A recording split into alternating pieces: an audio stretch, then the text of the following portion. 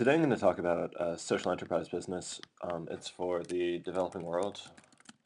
And the kind of situation, the big trend that we're latching onto is going to be the increasing number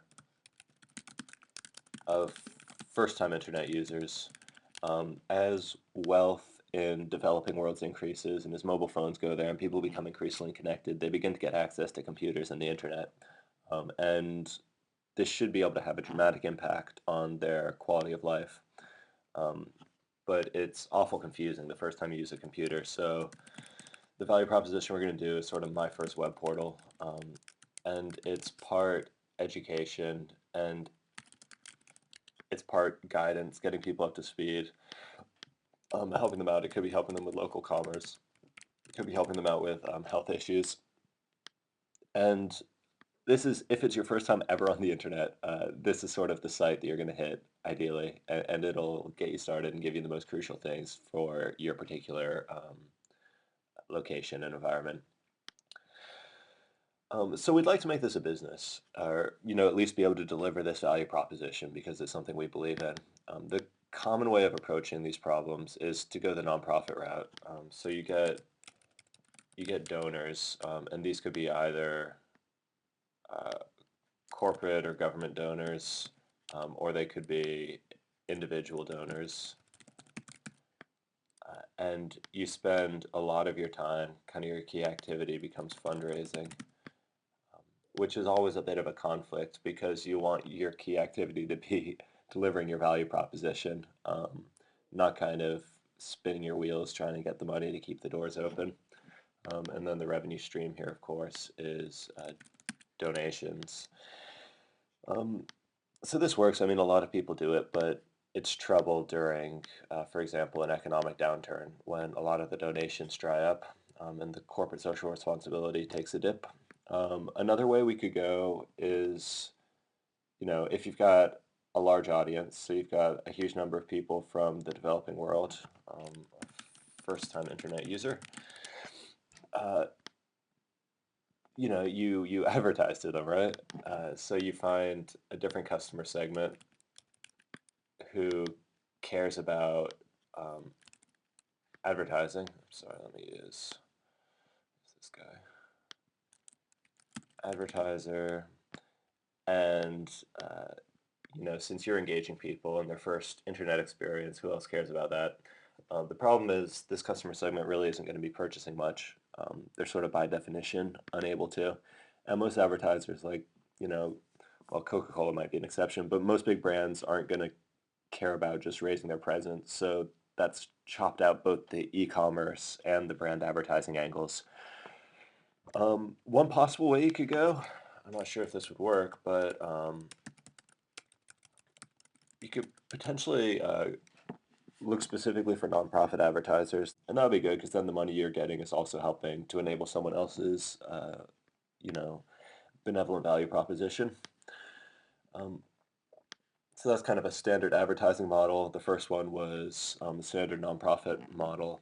And a final way we can go is we can think about what these users become. So these are low value users, but in the same way, most of Flickr's users are low value users who aren't going to buy anything. So we could, for example, say that first-time internet users become repeat internet users. We got an icon for this and everything.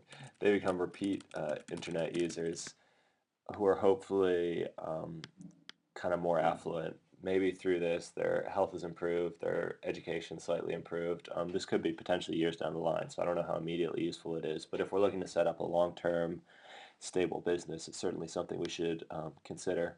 So this user group eventually turns into this user group at some rate, which we would really need to investigate.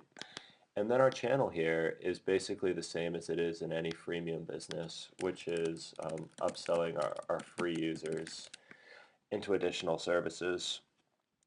And it might not be us selling them a product. It might be at this point they become a valuable advertising target, or at this point they do start buying products. So we can use kind of the commerce models. Uh, and the customer relationship here is we're going to want to find a way to get back to them, which could be challenging. Phones are potentially a good idea. mobile phones and SMS kind of have been a precursor to vast quality of life improvements in a lot of the developing world. So we can assume that a lot of our first-time internet users already have phone access. So maybe this is a good way to remind them about either the education they picked up here, about what they need to go do.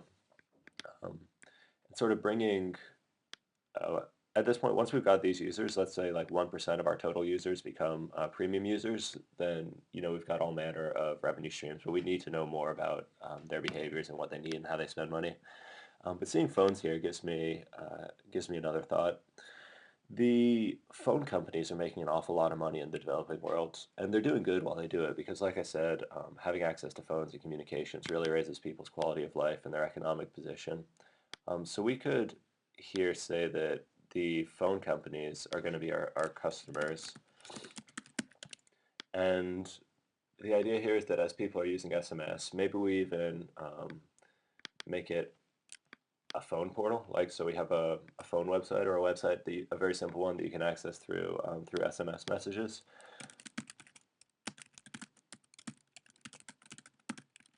And so for everyone who begins to use our services, they're spending a bit more on their data. And this is something that the phone networks can charge. Well, they don't charge anything, right? They'd give it away. They'd package it with their phones. They're providing this benefit, which sounds good for them. It is good for the users because they're getting the benefit. And the revenue stream for us is basically we're doing these enterprise sales, which might be either based off of usage or more likely it would just be a lump sum up front and or per year with a sort of maintenance contract. The channels is actually one of my favorite parts of this. So we would do direct sales to reach the phone networks, which is a little tedious, but certainly doable. But what's great about it is that we then have a way to reach all of these first-time internet users because like we can piggyback um, on the phone network's customers, which is just terrific. Like it would have been a huge nightmare to go out and find all of these people individually, and even the education involved in telling them what a website is and how to get there, either getting it installed on all the computers or whatever. It would be a pain. So this way we can deal with a few phone networks, and they're already doing the hard work of customer acquisition.